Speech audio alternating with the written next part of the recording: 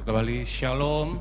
Selamat pagi, puji Tuhan, Suka Genjang, Bapak yang terkasih dalam Yesus Kristus ya. Senang hari ini saya bisa ada di tempat ini, senang bertemu dengan keluarga saudara saya yang tercinta Bapak Hotman Kudi dan Ibu ya. Puji Tuhan, saya senang hari ini. Sudah lama kami nggak bertemu, waktu lalu beberapa tahun lalu saya datang kembali, beliau tidak ada, tapi hari ini saya berjumpa dengan beliau ya. Kondisi kami, usia kami sudah tidak muda lagi ya, Bapak tahu usia beliau, usia saya juga tidak muda lagi. Kondisi beliau juga berwaktu sakit, saya juga akhir bulan Januari tahun 2024 sampai Februari saya juga masuk rumah sakit di Palangkaraya selama 10 hari karena ternyata ada pembengkakan jantung. Ya, tanggal hari Selasa minggu lalu saya sempat kontrol lagi di RSG di Solo. Memang jantung saya cukup baik, hanya memang harus konsumsi obat. Setiap hari itu 7 obat yang harus saya konsumsi. Kalau kami masih sehat itu puji Tuhan ya. Sebab ada rekan-rekan di bawah kami, saya lihat di fotonya Jawa Tengah ini sudah berpulang lebih dulu dari kami. Ya, berarti beliau dengan kami masih berkesempatan untuk hidup untuk terus melayani Tuhan. Amin saudaraku ya. Jadi saya kenal beliau bukan orang sudah lama bersahabat. Kami sama-sama dulu di organisasi GSJ itu cukup lama saudaraku. Jadi sampai dulu Benyamin masih kecil, sekarang udah jadi besar. Ya. Dia yang sangat dekat dengan kami. Puji Tuhan, saya senang untuk hari ini bisa bertemu Bapak Ibu Saudara semuanya, yang saya tahu semua diberkati Tuhan. Amin. Mau diberkati Tuhan? Amin. Puji Tuhan.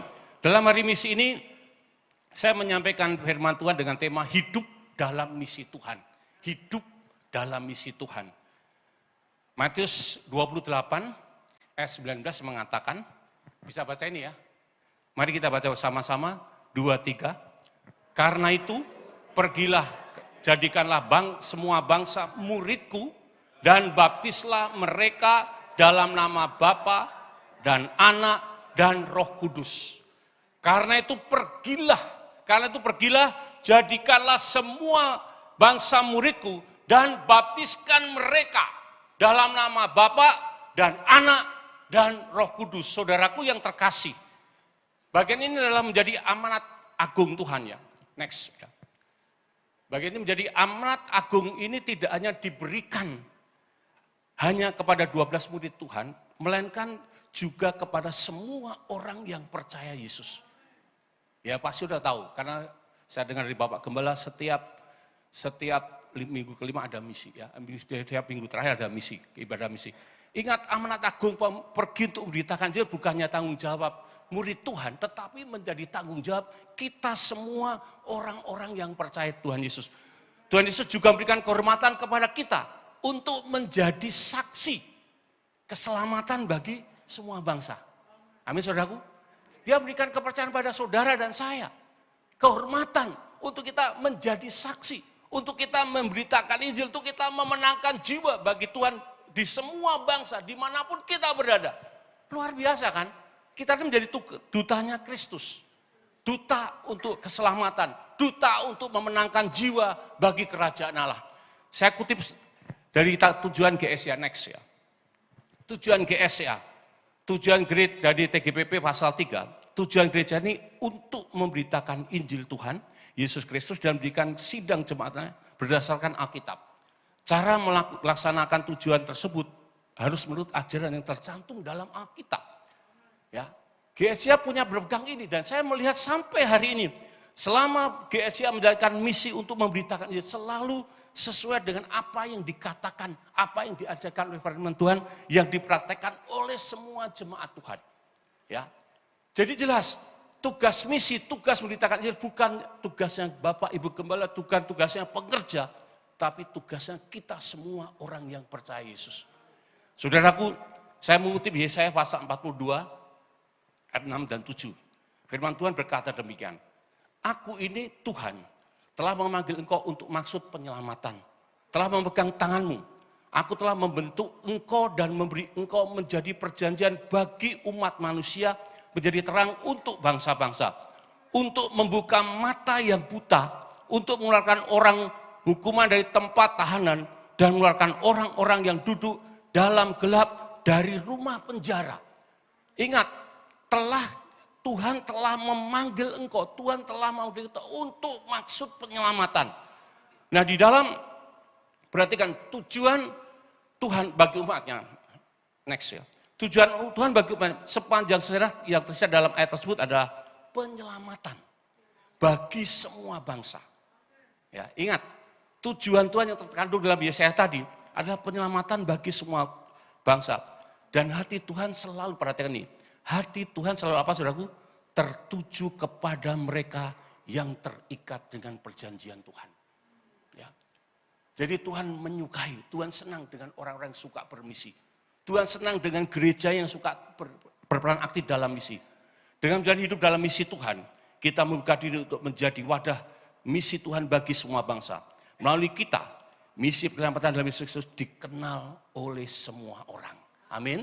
Melalui kita, you and I, kita semua saudaraku, misi kerajaan Allah, misi penyelamatan itu dikenal oleh semua orang.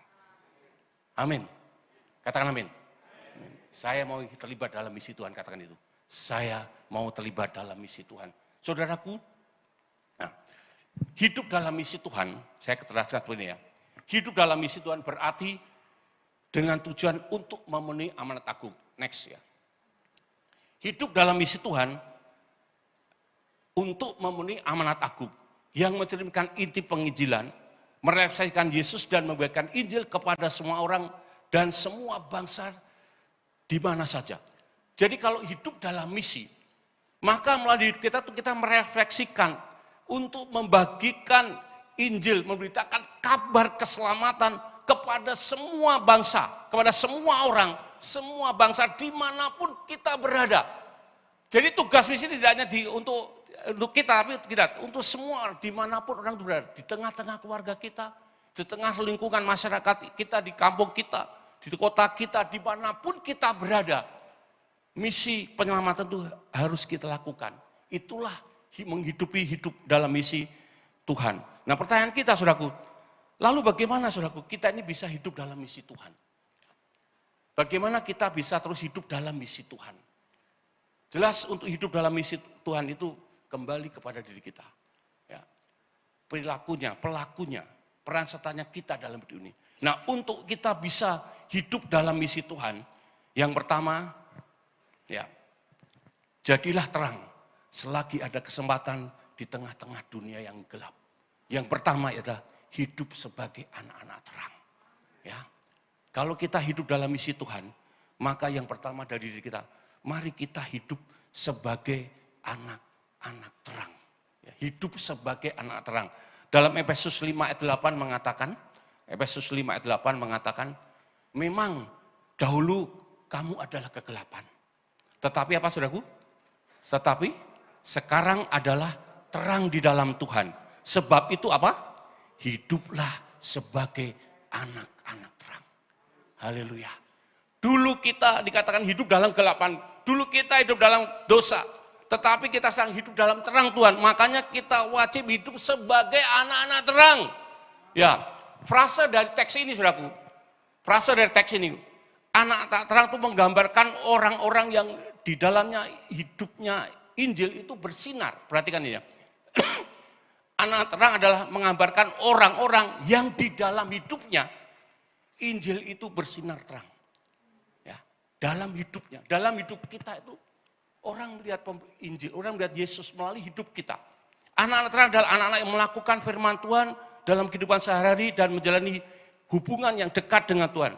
Setiap orang percaya harus menjalani hidup yang baru, hidup yang bukan dalam dosa, yang menurut keinginan daging.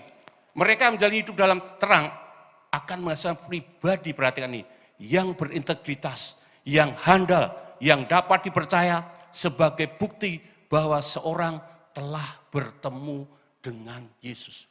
Hal ini menjelaskan kepada kita, kalau kita hidup sebagai anak-anak terang, pasti gaya hidup kita tidak sama dengan gaya hidup yang dulu. Ya, waktu kita masih dalam hidup dalam dosa, suka dengan kegelapan, suka yang berdosa. Kalau kita sudah ada di dalam terang, kita mempraktekkan gaya hidup terang dimanapun kita berada. Nah, kehidupan anak terang itu dinyatakan melalui apa saudaraku? Kehidupan anak terang dinyatakan yang pertama, anak terang benar dari Kristus dalam hidup dan kasih dan pengampunannya. Anak-anak terang itu meneladani Kristus dengan hidup dalam kasih dan pengampunan. Amin saudaraku. hidup dalam kasih dan pengampunan. Ya. Jadi saya tahu GSJ Bukit Sion Immanuel ini hidup gereja yang suka bermisi. Kita sudah membuktikan kasih, membagi kasih. Saya lihat di brosur atau di flyer yang disampaikan kita akan mengadakan aksi sosial kan hari ini. Ya, pemenuhan periksaan. Tetapi pertanyaannya, sudahkah kita juga bisa mengampuni orang yang bersalah terhadap kita? Ya, kalau kita punya kasih, tapi kita masih punya dendam, punya kepahitan, dan tidak bisa mengampuni orang lain, nah kita belum hidup di dalam terang. Tinggalkan semuanya itu, saudaraku. Ya, percayalah, waktu kita bisa mengampuni orang yang bersalah kita tidak menyimpan dendam kepada siapapun dan kepahitan siapapun, maka lihatlah, terang Tuhan itu akan muncul dari diri kita. Dan dimanapun kita bisa menenangkan misi orang-orang untuk Tuhan. Yang kedua, yang berikutnya, anak-anak terang akan menjaga diri hidup seperti serakah, keserakahan, mudah tersinggung, dan marah, ketidakbenaran, hawa nafsu, pencabulan, dan lain-lain. Ya, saudaraku ya, tidak ada seorang pun yang dikatakan yang menjadi anak terang itu suka serakah. Ya, mudah tersinggung adakah? Ya, saya enggak mudah tersinggung, saya mudah kecewa gitu. Sama saja saudaraku ya, mudah jengkel ya, tidak mudah tersinggung ya, tidak mudah marah dan tidak mengikuti hawa nafsu. Anak-anak terang yang berikut, anak-anak terang saudaraku, dikatakan anak-anak terang tidak pernah mengeluarkan kata-kata sembrono, kosong dan kotor, tidak sopan atau mencaci maki yang tidak didengar, yang tidak enak didengar, dia menyakitkan hati orang lain. Kata-kata yang baik menghasilkan perbuatan yang baik. Lalu ya perhatikan ini, jadi kita lihat anak-anak terang itu tidak ada perkataan kotor keluar dari mulut kita, sumpah serapah, ya, mengatakan orang dengan membinatangkan orang tidak keluar dari diri kita, saudaraku. Ingat saudaraku, waktu kita hidup dalam terang, maka gaya hidup dan perkataan kita harus mencerminkan sikap hidup sebagai pengikut Kristus. Ya, ingat, gaya hidup kita kalau bicara gaya hidup kita dan perkataan kita harus mencerminkan sikap hidup sebagai pengikut Kristus. Saya dulu sama saudaraku, saya belum menjadi orang Kristen, saya menjadi orang Kristen umur 22 tahun. Karena saya bukan orang Kristen waktu itu. Keluarga ibu saya orang Sunda, bapak saya orang Jawa. Sudah tahu situasi saya waktu itu. Ya, 22 tahun saya menjadi orang Kristen. Waktu saya masih kerja di kendaraan, kerja sebagai kondektur bus. Sudah tahu toh gaya hidup orang yang kerja di kondektur? Ya, omong ape kalau rapi akendi saudaraku. Ya, perkataan yang baik dengan yang tidak baik, orang yang kerja di kendaraan tuh akeh ape apa? Akeh sing ora apik saudaraku. Itu saya dulu. Ya, suka marah emosi, malah pernah mau bertengkar dengan kondektur yang lain gara-gara rebutan penumpang, saudara. Itu pernah saya jalani, tapi itu saya belum kenal Yesus. Saya belum jadi anak Tuhan. Tetapi saya waktu berjumpa dengan Tuhan Yesus, saya melihat terang itu, saya percaya Yesus, maka segala perkataan kotor yang tidak sopan sudah saya buangkan. Saya hidup sebagai manusia baru, hidup di dalam terang.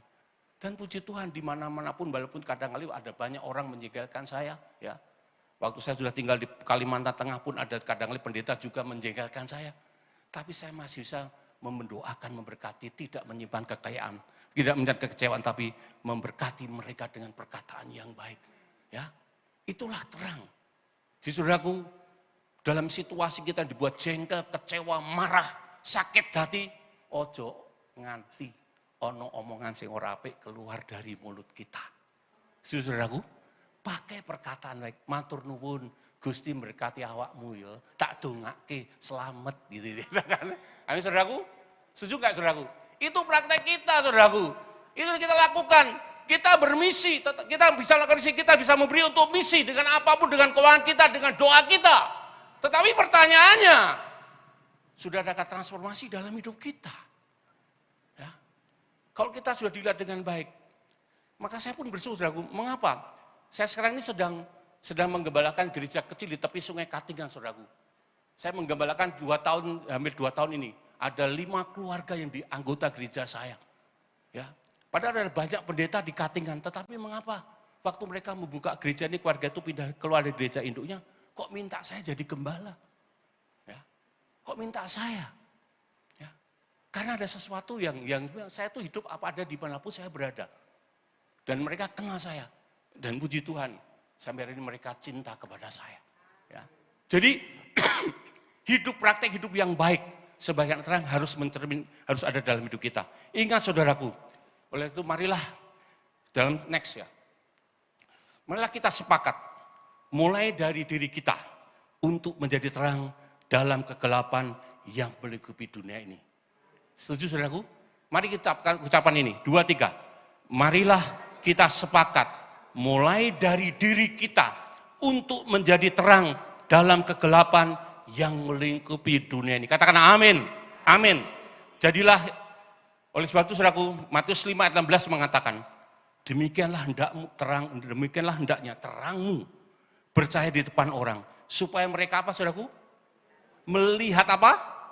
Perbuatanmu yang baik dan memuliakan Bapamu yang di surga. Melihat apa?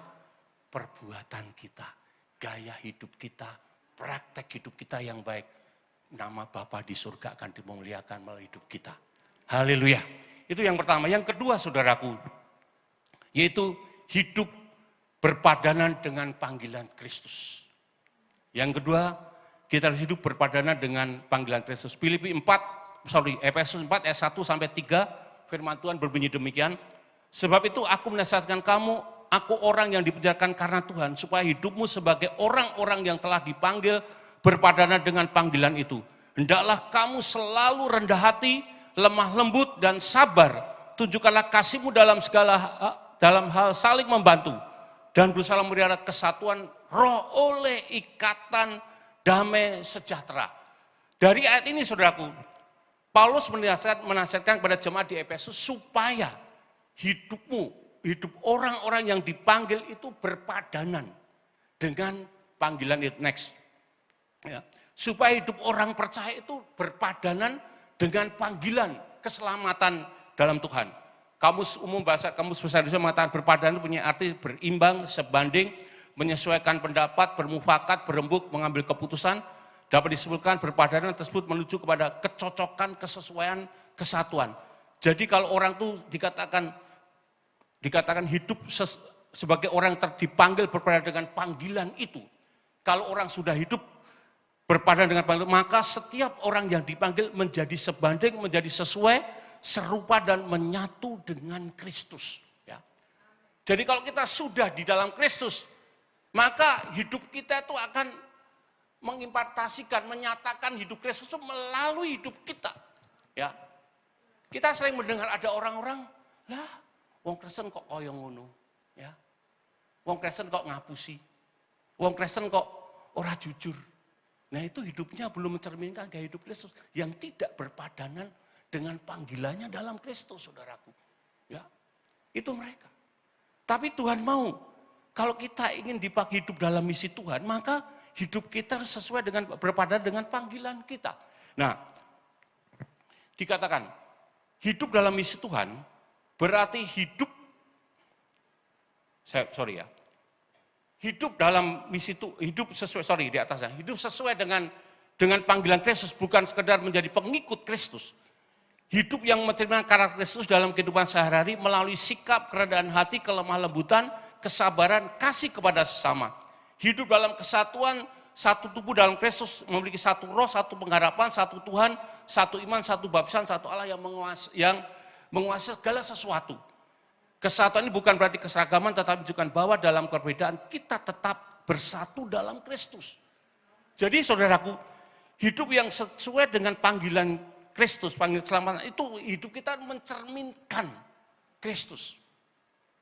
Ingat, waktu Kristus hidup, dia mengasihi orang tanpa membedakan. Ya, kelas masyarakat tidak dari masyarakat papan bawah sampai atas, dia mengasihi. Dia tidak hanya mengasihi orang yang baik, orang yang peduli dengan hidupnya, tapi mengasihi sampai musuhnya. Ya, bahkan kalau kita ingat waktu dia disalib pun, dia mendoakan orang yang menyalibkan Yesus, katakan, Bapa ampunilah mereka. Karena mereka tidak tahu apa yang mereka perbuat. Itu bukti kasihnya. Dan bukti kasihnya nyata dalam hidup kita. Dulu tuh kita siapa? Apakah kita semua orang yang baik dulunya? Kita semua orang yang berdosa. Yang layak menikmati kematian dalam neraka. Tetapi karena kasihnya, dia menyelamatkan kita. Dia memberikan kita pengharapan pasti hidup kekal dalam kerajaan surga tanpa melihat kita. Nah Tuhan pun mau saudaraku, melalui hidup kita ini, gaya hidup Kristus itu nyata di tengah-tengah, di praktek hidup kita setiap hari. Ya kalau Tuhan Yesus tidak berubah tuh enggak apa-apa saudaraku.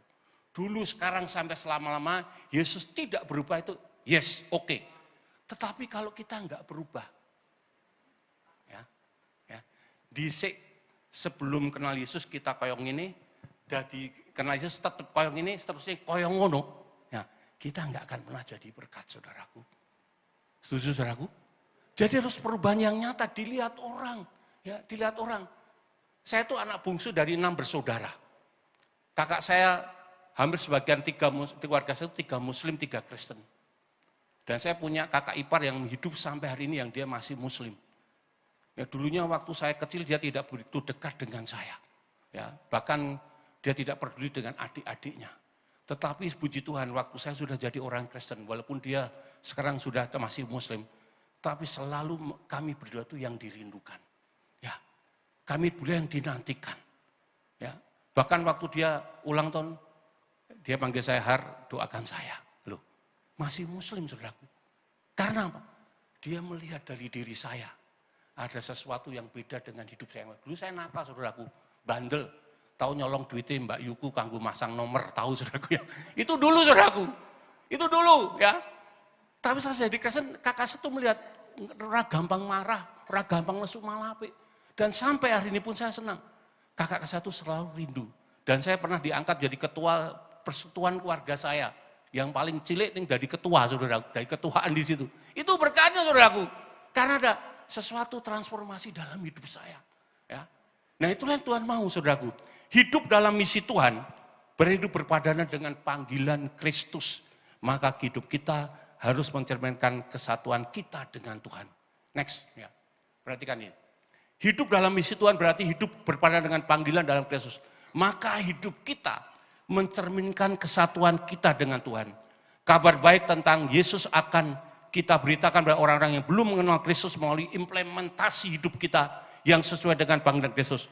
Perilaku dan gaya hidup kita mencerminkan hidup yang berpadanan dengan panggilan Kristus.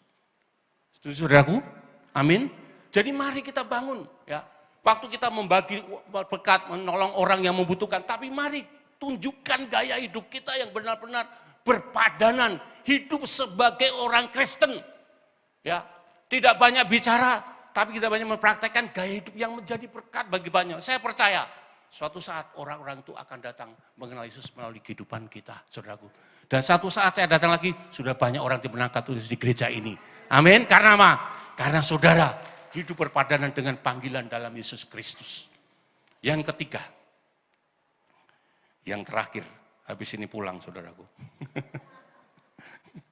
Ya, yang ketiga,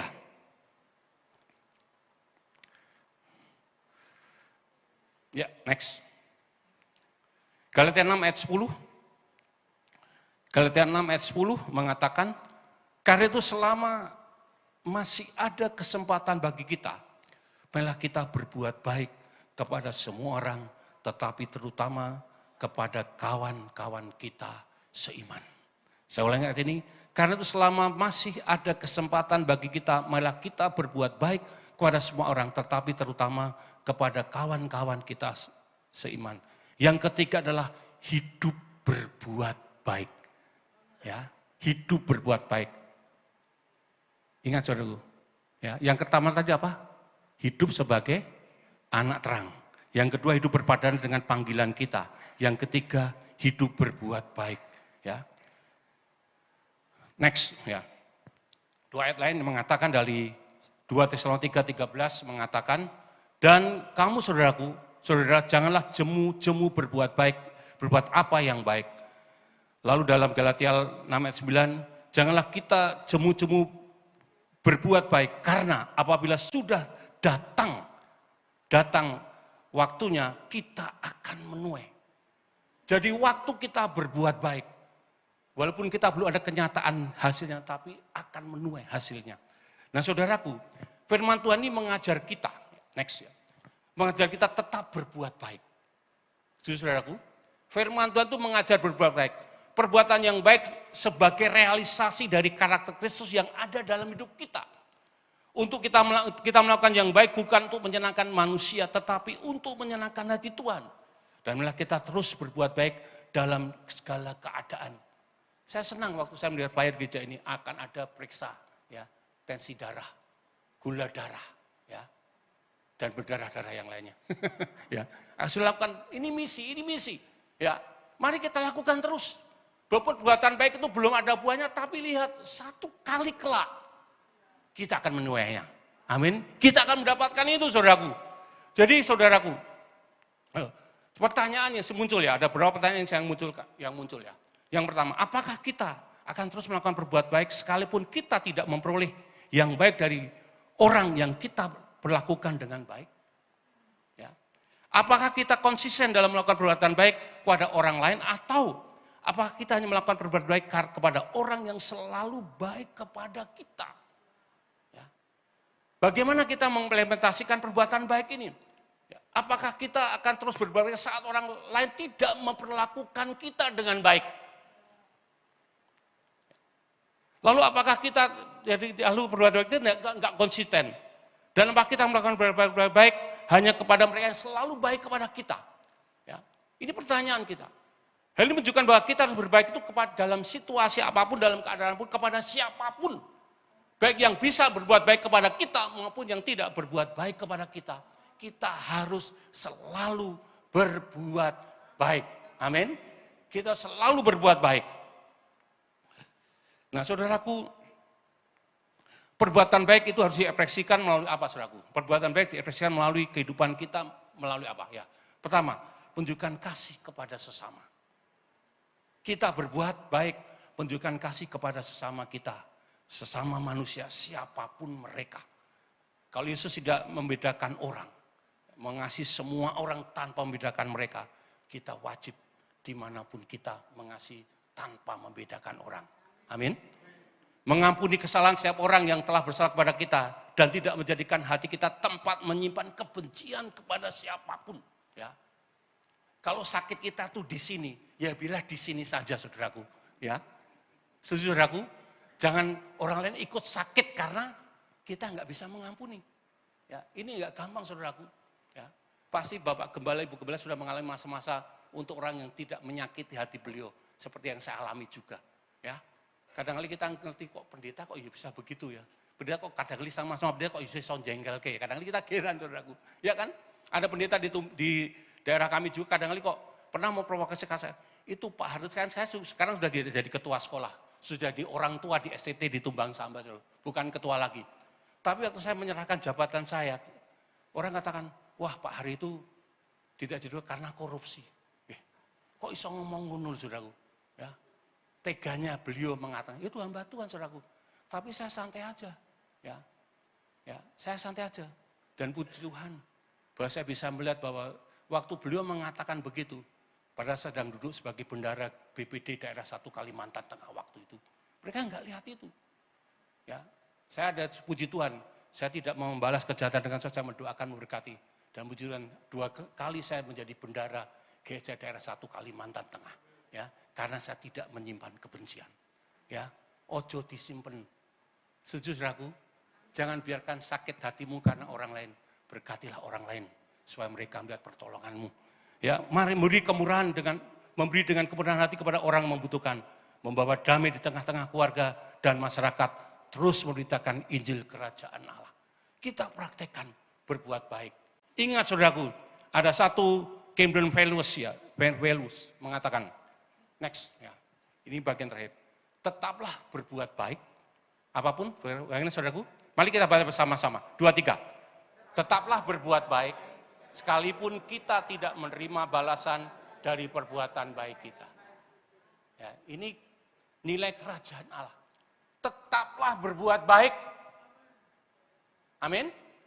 Sekalipun kita belum menerima balasan dari perbuatan baik kita. Ya. Kadang-kadang kita nggak mau. Ya, kita nggak mau lah. Tapi ingat, apapun yang kita lakukan untuk Tuhan itu tidak akan pernah berlaku dengan sia-sia. Ingat, ada buah. Jangan jemu-jemu berbuat baik, kita akan menuai buahnya.